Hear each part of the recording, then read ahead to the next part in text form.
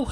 What's going on, GameLeap? It's Coach Jizz is back again. Hope you're ready for this video because we are going to be analyzing a game sent in by a gold player who thinks he should be a lot higher than gold. Can you believe it? So as we go through the gameplay, guys, I want you to tell me in the comments what rank you think this player really deserves. And the thing is, guys, these mistakes we're about to get into are committed by every single player up until High Challenger. And you might think I'm just saying that to keep you watching. Yeah, I am actually. No, I'm really not, because if every summoner played in their perfect league, then why are there people in Master and Diamond and Platinum and so on? So by the end of this video, you will know what you're doing wrong as well, and you will also know how to fix these problems. Now, if you want even more high-level analysis, then you have to make use of the GameLeap website. Thousands of summoners have signed up, that's right, thousands, and while they improve and climb the ranks, you're sitting there in elo hell wondering what you can do to escape. Well, this is your ticket out of the abyss, so sign up. Links as always in the description and comment section. Alright, let's get into it, guys, and yes, we are going to be watching a bit of set action in the top lane, but these tips you can apply to every champion and role, and if you do want to climb the challenger, you have to have knowledge of every role. It's that simple. You're not going to get there without these tips.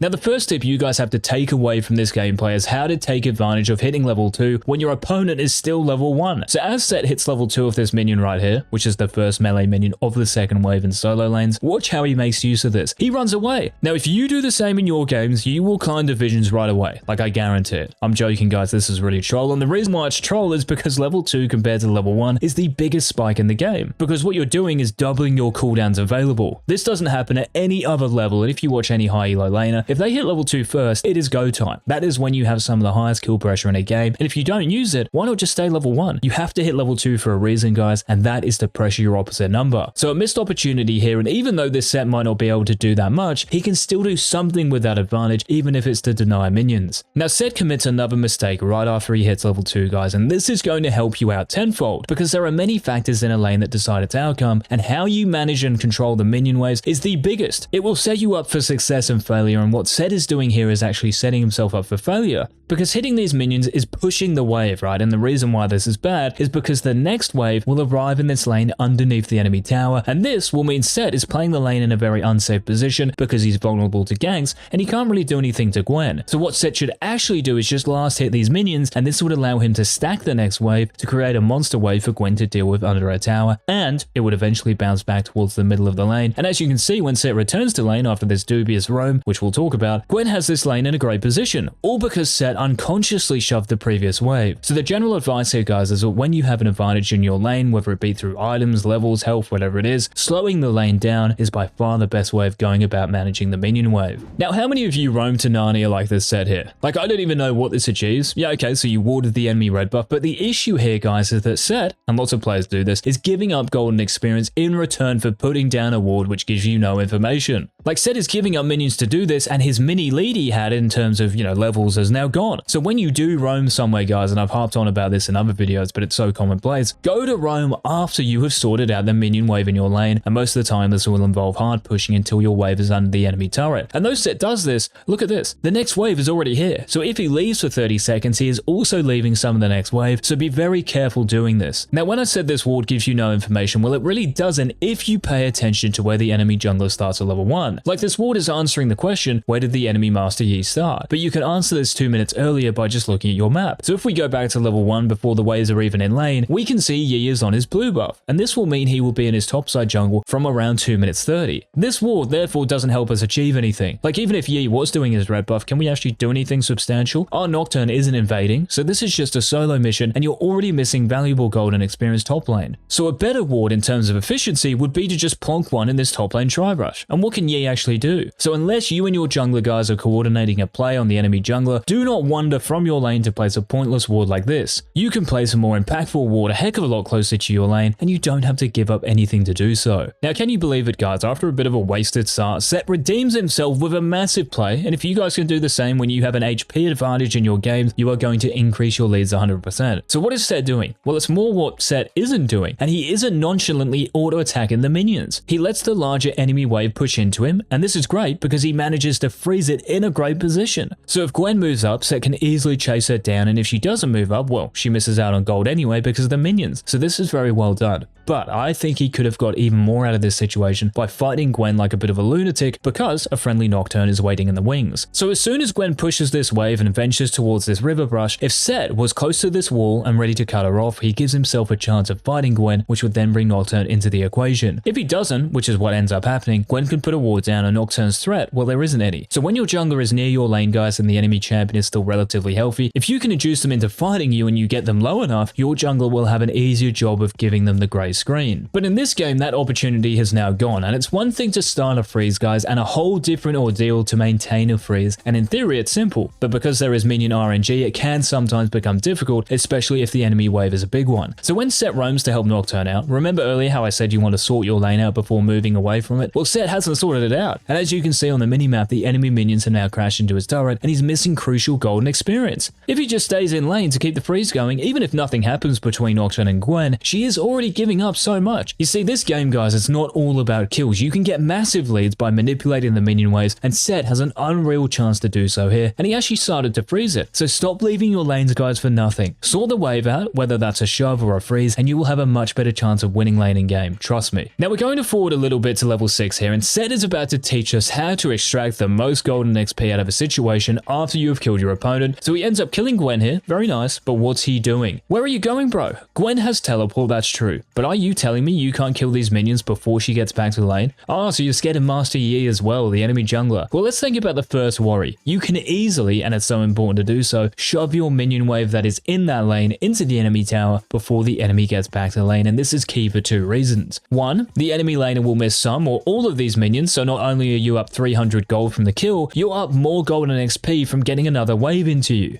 And 2, if you shove your wave quick enough, the next one will bounce back towards the middle of the lane or sometimes push back into you, and this makes the lane safer to play in. So next time, guys, any of you kill your opposite number and they are dead for a good 10 plus seconds, eliminate their minions before you recall. And the second worry in regards to the enemy jungler, well, the easiest way to track any jungler in any elo, guys, is to look at the minimap because it is a square of information. It shows you jungle camps, dragons, riptails, dual lanes, and for most junglers, they will path towards resources. So if we look at the map, we can see that Drake is up, Master Yi's blue buff just respawned, and the bot side Scuttle Crab is up. So the chances of Yi being topside here are very slim. I mean, maybe he's doing his Krugs, for example, but if he makes a play topside and shows himself, Nocturne, what can he do? Well, he can clear his whole bot side and he'd lose out massively. But again, shove the wave after a kill and also shove the like button if you want more of this series. That SETT is going to commit another huge blunder here, guys, and this is one of the most common mistakes everyone has made at some point. When you have teleport and you want to use it to get back to your lane, there are 3 conditions to do so. Either 1, you're going to miss out on a big ass minion wave if you don't TP back to your tower or a minion in your lane. 2, you can teleport behind your lane or somewhere near it to try catch out the enemy top laner. For instance, maybe your jungler is farming the wave under your tower and the enemy top laner is overstaying on low HP. You can of course TP behind them if you have a ward somewhere to kill them. Or 3, the wave is in a really bad position and the enemy laner might freeze it or has already frozen it, so you have to TP to sort it out ASAP. There's that phrase again. So with these 3 in mind, guys, and now having seen SETT's lane, is this TP a legit play? Well, he's not missing really any minions. There is no kill threat on Gwen, and this lane is actually pushing back into him. So the correct play would be to just walk back to lane and save teleport. And you never know, like maybe SETT can save his TP to make a play in the bot lane or turn a fight around in the mid lane or a dragon, and his team might win. So before you actually press your TP hotkey, guys, ask yourself, do I need to TP here? Now you can also ask yourself, do I need to sign up to the GameLeap website? You know, EX keeps telling me to, and you know what? I'll answer it for you. Yes, you do. There are endless videos on our site, guys, that are informative, instructive, and fun that are designed and made for you to help you get better and reach your potential in the Rift. So don't waste any more time. Links down below. Now this next hiccup is the real nail in the coffin for SETT, and he has 2 options after solo killing Gwen for the 2nd time in this game, which is great if only he knew a little something about minion waves. Now I said earlier how you want to shove when you kill your lane opponent. Well, this doesn't always apply, and the exception is when you can freeze your lane so you can then run back to it in the same position. Because what's happening during a freeze, guys, is that the enemy wave is bigger than yours, so it's killing your minions, which means the opponent will miss out the same way if you push your minions under the enemy tower. But the key to achieving this is by trimming it to the point where only ranged minions are left. Leaving cannon minions and melee minions makes it 10 times harder to pull off a freeze, and SETT actually does the right thing here and gets rid of this cannon minion, but needs to also get rid of these 3 melees and a couple of ranged minions. You see, generally, guys, you want to aim for at least a 3 range minion advantage when you're trying to get a frizz off. And after doing so, you can just recall in an uninterrupted position like a lane brush or even in your own wave, and you'll be back in no time. But SETT doesn't freeze, nor shove, and he's caught in a bit of no man's land and he stays in lane, and this is super bad. And we ain't talking the movie, because he is sitting on gold, and this is generally how we judge if someone is overstaying or not. You see, even though Gwen has died, guys, she's actually been back to base, meaning she's had a chance to buy an item or two, and might even come back to lane stronger than SETT in the item department. This is why SETT sorts his lane out and recalls so he can buy. He extends his advantage in terms of items, as well as his advantage in levels and lane position. Because of this, Gwen is able to get him really low, and he's forced to recall. Such a missed opportunity. And to finish off this video, guys, SETT is going to show you how to make real use of your TP again. And until tomorrow's upload, this has been the Jizz. Bye.